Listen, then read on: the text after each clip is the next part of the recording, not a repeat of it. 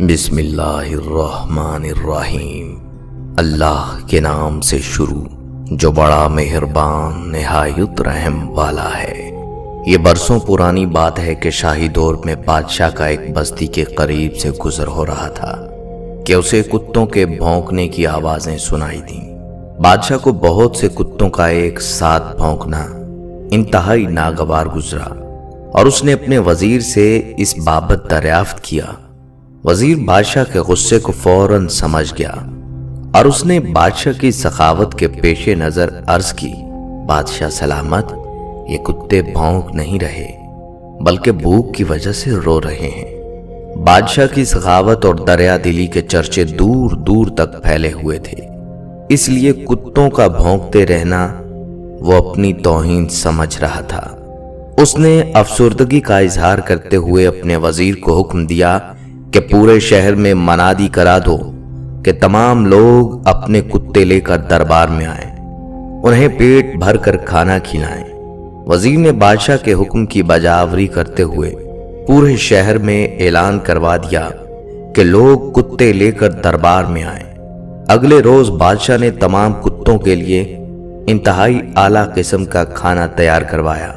وقت کی پابندی کے پیش نظر تمام لوگ کتوں کو لا چکے تھے، کھانا تیار ہو چکا تھا اور کتوں کے لیے رنگ برنگے کھانے دسترخوان پر سجا دیے گئے تھے۔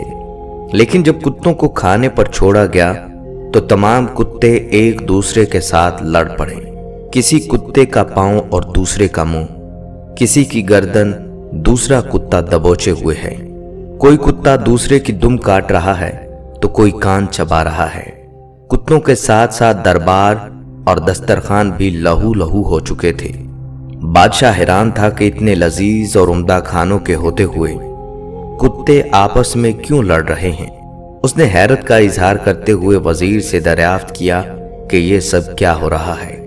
وزیر نے سہمے ہوئے عرض کی، بادشاہ سلامت، یہ کتے ہیں اور اپنا کتا پن دکھا رہے ہیں، کیونکہ ایسا کرنا ان کی عادت اور فطرت میں شامل ہے، اور یہی کتا پن ان کی اصل پہچان ہے۔ انسان کی بری عادات جو اس کی زندگی کو دیمک کی طرح چاٹ رہی ہیں، ان میں سے ایک کتا پن بھی ہے جسے نفس پرستی کا عنوان دیا جا سکتا ہے۔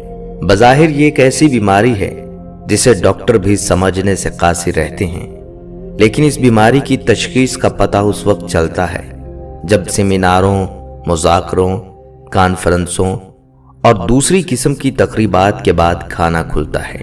یہاں تک کہ لوگ تقاریر سننے کی بجائے کھانے پر ٹوٹ پڑتے ہیں۔ چند منٹوں میں کشتی کے سارے داؤ پیچ، ہر طرح کی زور آزمائی شدت سے جاری ہوتی ہے، اور تاثر یہ مل رہا ہوتا ہے جیسے ان لوگوں کو آج ہی کھانے کو ملا ہے، حالانکہ قسمت میں جو لکھا ہے وہ انسان کو مل کر ہی رہتا ہے، اور قسمت کا لکھا ہر صورت میں انسان کھاتا ہے۔